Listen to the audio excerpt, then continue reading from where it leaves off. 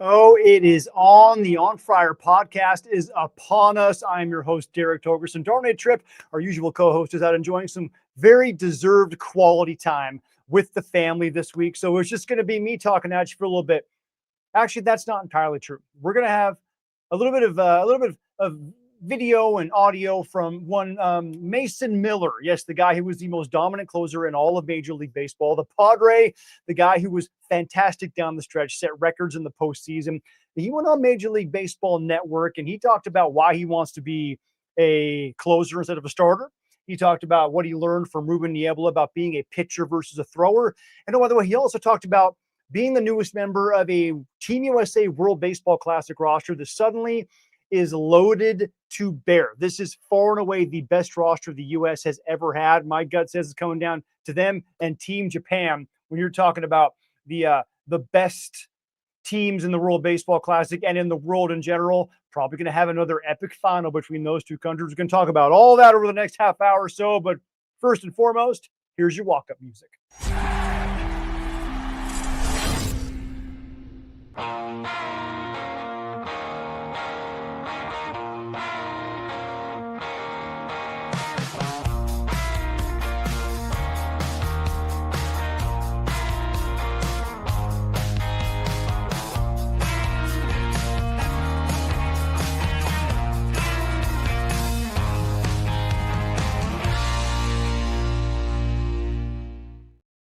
All right, as you may have seen there, OG's is the sponsor of the On Fire podcast. Thank you for all that they do. They got all kinds of new food specials and beers. And by the way, go there and get one of the special beers. You get to take home an On Fire pint glass, courtesy of us and OG. So thank you for all they do for the On Fire podcast. All right, first up, let's talk about Mason Miller, because this is the dude who, yes, he's the subject of trade talks with the New York Mets of all teams, who could have had Edwin Diaz and let him walk to the Dodgers. So now they're looking for a new closer. They're probably trying to get a little bit cheaper, maybe a little bit younger, maybe a little bit more effective.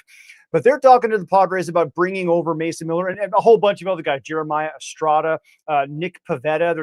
They're talking about bringing over some arms because the Mets need arms almost as much as the Padres do, certainly in their bullpen, which is no longer near as good as it has been in the past. And the Padres have the best bullpen in all of Major League Baseball. So they're talking to them about Mason Miller. And no, all the reports out there and all the folks that I've talked to, they all say that this is not a Xander Bogaerts, Francisco Lindor, Fernando Tatis Jr. kind of thing. We're not swapping superstars, trying to send contracts out of town. This is simply you got a young, controllable stud that we want to get our hands on, and we'll give you some other pieces to do that. So the Mets probably do have the kind of minor league system that can, if they part with a couple of their top prospects, the Nolan McLeans of the world, a guy who came up last year as a rookie who was 5-1 with an ERA hovering just above 2, the number 11 overall prospect in all of Major League Baseball. They say he's off limits and untouchable. Yeah, we've heard all that nonsense before. If they're willing to trade a guy like that,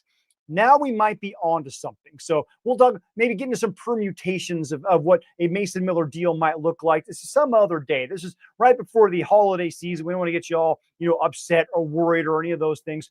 But Mason Miller is a guy who apparently a lot of people really want to get their hands on. You saw how incredibly dominant he can be. Now, there was a whole bunch of speculation leading up to, just about a week or so ago when AJ Preller finally confirmed Mason Miller staying in the bullpen, right? And we talked about this, and I was very much for, if he wants to be a starting pitcher, give him a starting pitcher shot. You got to take your best assets and put them in places where you need to have the biggest impact. He's been a starter most of his life. He then became a closer in 2024 after a little bit of an elbow issue with the A's. Shut him down early after like 5 or 6 starts. Bring him back at the end of the year. He turns into the dominant closer that he has turned out to be. But Mason Miller went on MLB Network, talked to our good friend Matt Vasgersian and Harold Reynolds, and was asked, well, what about all this speculation and stuff? And actually, one thing that I am guilty of not actually thinking about here or considering is, what does Mason Miller want to do? Well, Mason Miller laid out in no uncertain terms what he would rather be doing, closing or starting.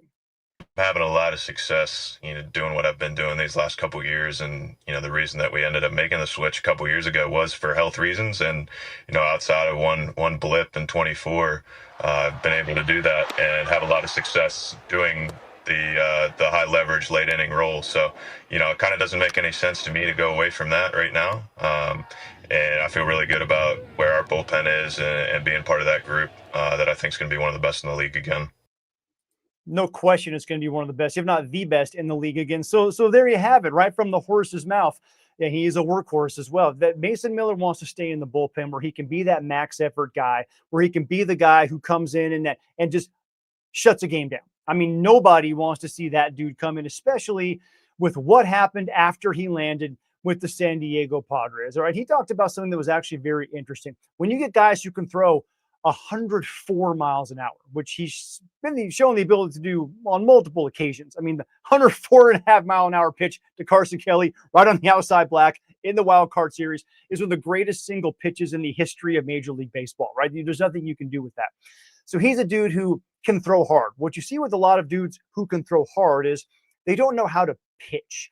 And what I'm talking about is being a thrower versus a pitcher. Let me tell you what I mean by that. If you're a thrower, you have unbelievable stuff, but you really don't know how to treat hitters, game plan them, set them up, show them different looks, or even really locate one really dominant pitch. That's kind of what happened to Tim Lincecum later in his career, right? Early in his career, he was 97, 98, 99, incredible late life on the fastball. He could miss in the strike zone, but his stuff was so electric, it didn't matter. Well, the problem is it didn't matter, so he never truly learned how to locate it. So tick that down a couple miles an hour, 94, 95, because later in his career, he's infinitely hittable because he never learned how to put the ball where he wanted to put it. That's why Greg Maddux was so good for so long, because he could put the ball literally anywhere he wanted to, anywhere on the strike zone at any given moment. He didn't have to. He could throw 97. He just didn't, other than 3 or 4 times a game when he had to reach out and get that, because all of his other stuff was so good he could put it wherever he wanted to. So that's the thing that Mason Miller, I think, has really learned, and he really picked it up after he got to the Padres. He was asked about being able to just go, hey, man, if I've got this weapon here, do you just say, you know what, mano a mano, screw you, I'm throwing this by you right now? How often does he do that? Because his slider is also very, very good. Remember, he had that immaculate inning, 9 pitches, 3 strikeouts. Doesn't happen very often. All 9 of those pitches were sliders. And Darnay have sat on this very podcast and said, as wacky as this sounds, because you're throwing 104, his slider might be his best pitch. And he's also kind of been tinkering with a changeup or a kind of a splinker that Paul Skeens has had so much success with. So he's learning how to deploy other weapons, even though what he has is insanely dominant, and really learning how to set hitters up and what he's looking for when he's facing opposing batters. It's actually very telling what he said when he was talking about whether or not he just says, I'm just going to throw this by you right now because I know I can. Listen to what Mason Miller said to the MLB Network crew. I think it's very telling and very encouraging for the Padres. I don't know about that. I mean, I think that's where I get in trouble. I gave up that homer to Gurriel, and that was kind of that moment where I was like, I'm going to try and throw it by him, and he got me. But, I always, when I match up against Vladdy, I feel like I can hear his bat speed from the mound. I feel like I can hear the bat whooshing through the zone. So, it's always a mutual respect thing, trying to give guys different looks and not let them get too comfortable up there. I think that's when you get in trouble, is when you kind of let your ego get in the way and say, I'm going to try and just, throw this ball by somebody. Pitching's an art. It's not, how fast or how hard can I shove this ball in the zone, but, trying to get delicate and work the edges and expand. That's kind of where my success has come from. I love that. I am applauding you, Mason Miller, because that is so fantastic to hear. And I want to, any little league player out there too. You get a lot of these kids who are, 12 years old and like 6'2" and throwing really hard. Well, they can just blow everybody away. They never really learn how to locate their stuff or really learn how to pitch. Mason Miller learned how to pitch, and it came after he got to San Diego. And this is going to be another one of our odes, or one of my odes to Ruben Niebla, because that guy is so insanely good at what he does. Let me tell you what he's talking about. By the way, obviously Vladimir Guerrero Jr., the superstar from the Toronto Blue Jays, who had the unbelievable postseason run. Let me tell you what he did. The home run to Gurriel that he mentioned, that was on August 5th. It was Mason Miller's second outing with the San Diego Padres. He threw a 103.9 mile an hour fastball, and Gurriel smoked it out for a 2-run home run. The Padres would win that game in extra innings, but it was a blown save for Miller. That was the fastest pitch that's ever been hit for a home run in the history of Major League Baseball. The StatCast era, obviously going back to 2015, where we have a pretty accurate read on just how hard these guys are throwing. All right. So we got touched up by simply trying to outman the other guy. After that, listen to what Mason Miller did for the entirety of the rest of the regular season. He threw 24 innings, this including the playoffs now, that incredible run he had against the Cubs. 24 innings. He allowed no runs, 4 hits with 50 strikeouts. Those are not even video game numbers. I mean, I'm not a video game guy, so I don't know what video game numbers do look like, but I think you'd be hard pressed to find even a person in a video game who could give up over 24 innings, 4 hits with 50 strikeouts and no runs allowed. So what he realized in that moment, and that's why this is so encouraging for his future, he learns, man, I've got to be able to get guys out other than with my pure stuff, right? So I guarantee you that Padres pitching coach Ruben Niebla got in his ear and said, listen, Mace, your stuff's off the charts. It's unreal. You're unbelievable. But you're going to have to do things a little different way, because you can't always just hump up and try and get one by a guy, because it doesn't matter how hard you throw it. If you put it in too big a piece of the strike zone, a major league hitter is going to find a way to get to it. And that's just the end of the story, period, paragraph, end of discussion. So when he really learned how to locate that fastball, as evidenced by the 104.5 mile an hour fastball right there on the outer third, right there on the outside corner to Carson Kelly, and learned how to locate that slider with the kind of consistency that he locates that slider with, and then tinkering with other stuff too. That's when Mason Miller, with unreal, pure, raw stuff, maybe the best raw stuff in baseball, took it to a whole new place. He went from here to here, because he then learned, I've got these weapons, but I'm going to use them in a way that pitchers with nowhere near my kind of stuff have a lot of success with. So you marry those two things. You got a guy with 104 and a nasty wipeout slider that also knows how to put it in the right place and when to throw it, because he knows he has the opposing hitter guessing. That's the recipe for, we haven't seen a closer win a Cy Young Award since Dennis Eckersley in 1989 or 90, I want to say. This is the recipe for having a dude win a Cy Young Award. Did Eric Gagne get one when he was all juiced up? I'll have to go back and check that out. I know he was a finalist. I don't know if he won the Cy Young Award or not, but it's been a very long time since a natural closer has won the Cy Young Award. Of course, Mark Davis of the Padres did back in 1988, but you don't have closers win Cy Young Awards anymore.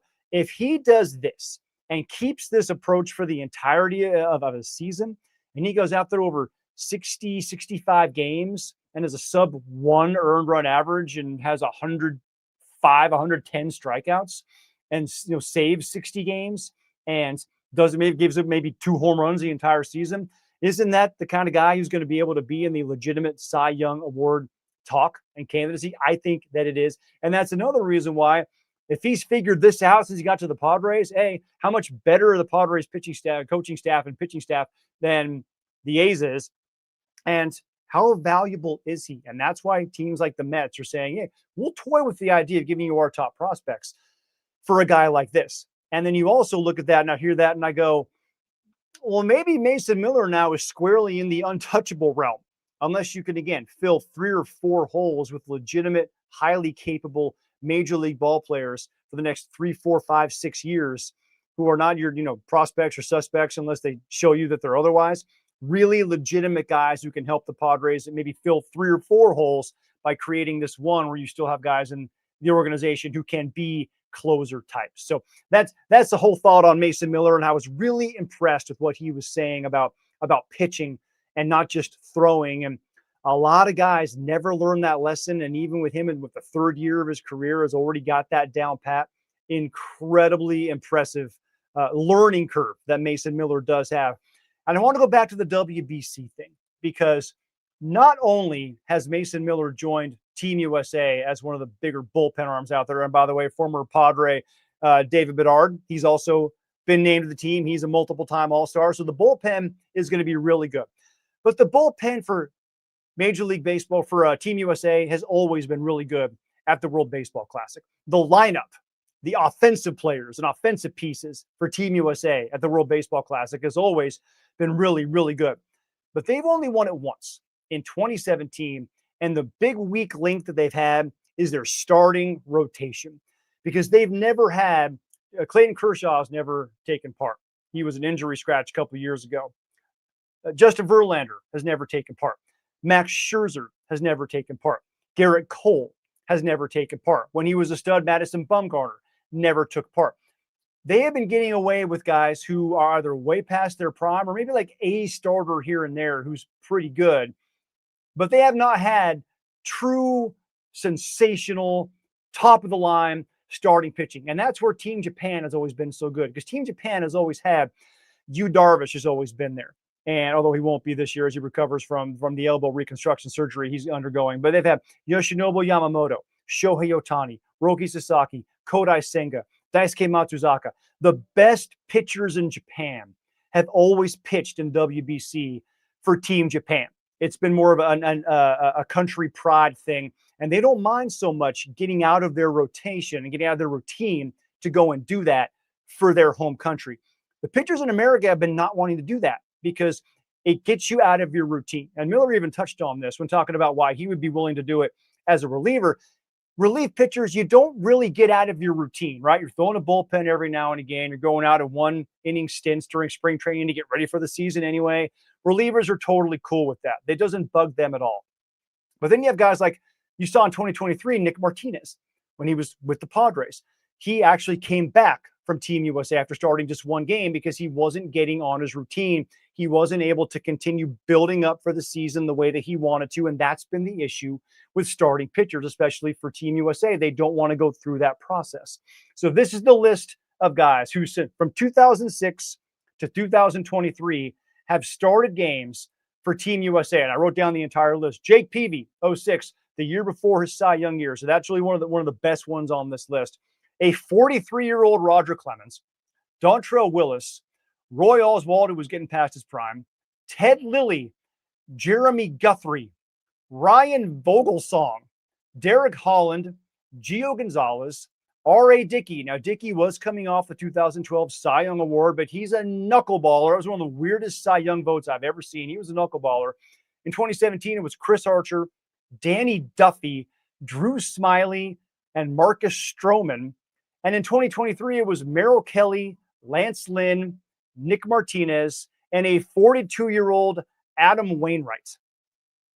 Okay. That's not great, right? That's certainly not going to get you something that's going to be able to truly contend with the best starting pitchers and the best lineups in the entire world. This year is different, and I cannot tell you how excited I am to see all of these guys together. You got Aaron Judge as your captain. You got Cal Raleigh behind the plate. Listen, hopefully Jackson Merrill joins him as an outfielder at some point, but the lineup is absolutely loaded. Kyle Schwarber is going to be there. The lineup is, it's insane. The offense is going to be there, right? But the offense has always been there. Also on the same day, which is Thursday that I'm recording this podcast, that Mason Miller said he's going to join the Team USA WBC Classic team. Logan Webb and Tarek Skubal both said, we're going on the team as well. Okay, now we're talking, right? Because Paul Skeens was already a part of this. They also landed Joe Ryan, the Twins ace, and Clay Holmes and Nolan McLean from the Mets. All right, so let me tell you who they have now just as their starting rotation options. Reigning Cy Young Award winner, Paul Skeens. Two-time reigning Cy Young Award winner, Tarek Skubal, both in their primes, by the way, and two of the most dominant pitchers in all of Major League Baseball. Logan Webb, entering his age 29 season, who has been a two-time All-Star and has 3 consecutive top 6 Cy Young Award finishes in his own right. He's the ace of the Giants staff. Then you have this Joe Ryan kid. Clay Holmes is a 2-time All-Star with the New York Mets. And then the Mets are also sending Nolan McLean, the guy I talked about a second ago, the number 11 prospect in Major League Baseball. Now, a couple of years, pretty much any other year, Holmes and McLean would have been like the headliners in this. Logan Webb would have been a bonus. He'd be like, oh, there's your opening round starter right there. No question. I mean, he's that guy. They've got Paul Skeens and Tarek Skubal on top of this rotation. This is going to be the most talented, loaded, top to bottom American team in the World Baseball Classic you have ever and maybe will ever see. It's wild. And I have a theory as to why this is suddenly happening this year. And it goes back to the very last moments of the 2023 World Baseball Classic. What was the last part of that? It was Shohei Ohtani and Mike Trout. And here we go. That was not just great baseball. Power against power, teammate against teammate, friend against friend, country against country. That was theater. I get goosebumps just going back and watching that showdown. And when Ohtani just reached back and blew away Mike Trout, one of the greatest hitters of our or any other generation, to end that and give Team Japan the World Baseball Classic championship so the U.S. couldn't repeat, I think all these other guys, especially the young players, I mean, Skeens was at LSU when that happened, when he was watching that, Screwball was kind of becoming himself, the pride of Seattle University, when he was, figuring out how he was going to be as a professional baseball player. Mason Miller was in the minor leagues. None of these guys, Logan Webb had just kind of come on the scene. It was becoming a thing for the Giants. They all watched that as young, impressionable baseball players. And they said, that's what this is about. I want that moment. They want the moment, the biggest of big stages, the greatest against the greats. And when they saw a guy like Ohtani out there on the mound, right before he had to have another Tommy John surgery, by the way, they see him out there competing his ass off. And then you see Mike Trout, the guy who was, he was like the American captain. He was the dude, right? Going in and tipping his cap to his teammate because he got him on that one. It's the sportsmanship and the drama that moment created. I guarantee you every one of those guys said, I want to be there. And the only way I can be there, because I can't buy a ticket because I'm in spring training, is to compete for it. So that was the thing. So thank you, Shohei Ohtani, for being so stinking good that Americans want to say, I want to be the guy who does what that guy did. The greatest baseball player of all time. And yes, I am ready to say that Shohei Ohtani is the greatest baseball player anyone has ever seen. He's one of one. Babe Ruth would have aspired to be Ohtani. All right. He's the greatest we have ever seen. I don't know if he's the greatest we will ever seen. Probably is in my lifetime. But I'm 50 and more than halfway through my lifetime. So there may be another one that comes along at some point. He's the best you'll ever see. To see that guy going out and doing what he did and willingly doing what he did for club and country, whatever they want to say. That's when all these dudes said, yes, I'm in. I want to be part of this moment of everything that's going on with the World Baseball Classic. So I think another thing that as a part of that is you go back to 2017 and you see at Petco Park, Manny Machado playing for the Dominican Republic hits a rocket to right center field. And here comes San Diego native Adam Jones climbing the wall, making one of the greatest catches you will ever see in a baseball game, let alone in the World Baseball Classic. And everybody, on the 5th anniversary of that, I did a story with Manny Machado and Adam Jones about that catch. The catch was so iconic and so amazing. And those guys both still, to this day, bring it back and they think about it. And what's so cool about it is, just like Ohtani and Trout were teammates at that time, Machado and Jones at the time, they were teammates in Baltimore. So there's this love and this respect and this camaraderie that you have when you want to. It's like being, want to beat your brother. If you're a big brother, you don't ever want your little brother to beat you. If you're a little brother, you always want to beat your big brother. Same happens with sisters. Big sister never wants to lose little sister. Little sister cannot wait to the time they get to beat their big sister. It's like that with these teammates. And that's why the World Baseball Classic is so stinking much fun. And I hate that it's every 3 years because I'd love to see it every year, but it has so much more impact that it happens every 3 years because you're going to have these guys pitching and hitting against guys who they're great friends with, but they're wearing a different uniform because they were born in another country. It's going to be so incredibly much fun to watch and see what's happening with the WBC. I could not be more excited, and I've loved watching every single one of them, and I cannot wait for the time it comes back to Petco Park because it was such a great atmosphere.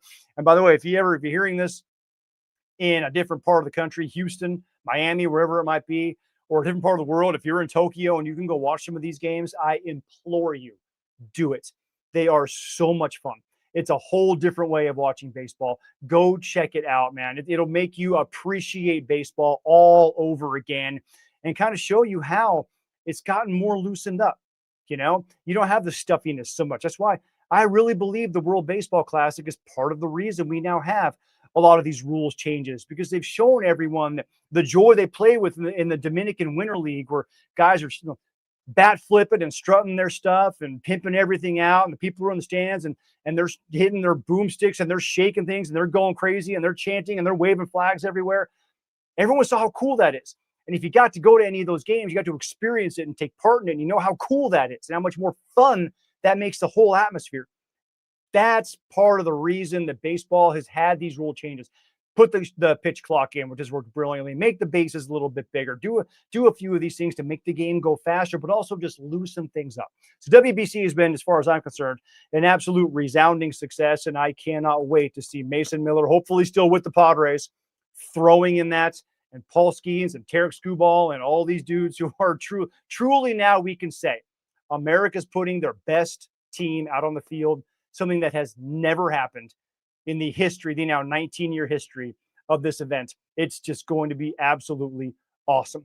All right, we are not going to have an episode the next 2 weeks for On Fire because Thursday is Christmas Day. Happy holidays and Merry Christmas to all who celebrate. And then the week after that is New Year's Day. And we will be, of course, doing a whole bunch of college bowl game kind of stuff that day. So next couple of weeks, unless there is something big that happens, Darnay will hop on here for an emergency podcast. We do something like that. If there's a major trade, if there's a major free agent signing, we'll jump on and we'll keep you all up to date. And we'll give you all of our takes on all of the permutations and the musings and the different mechanisms that are moving in Major League Baseball, especially involving your San Diego Padres. So since this may be the very last one of 2025, allow me to say thank you. Thank you to everyone who's watched any of these. Thank you to everyone who's commented. Thank you to anyone who has had any kind of an idea that they've sent us, participated, shown us the support that has grown this thing over the last 6 years. We truly enjoy doing it. Sometimes you never realize if anybody's actually out there listening. Y'all are absolutely out there listening, and I could not thank you more for just being part of the journey with us, for being Padres fans, for supporting the wonderful adopted hometown of San Diego for me. So this is really, really awesome. Really awesome to be able to do this, talk Padres baseball with you, and have a little fun and do some bashing of some opposing players and former players along the way, but also just praising the team and the organization that we have here, and just trying to. The bottom line, sometimes it's good, sometimes it's bad, sometimes it's positive, sometimes it's negative.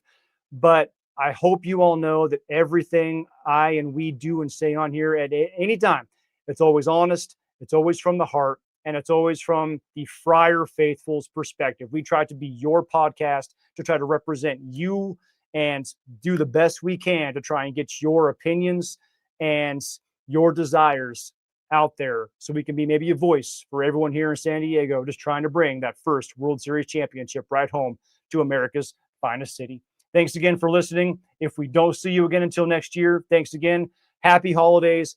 Please be safe. Love your family members as we love you guys. We will see you later, and go Padres.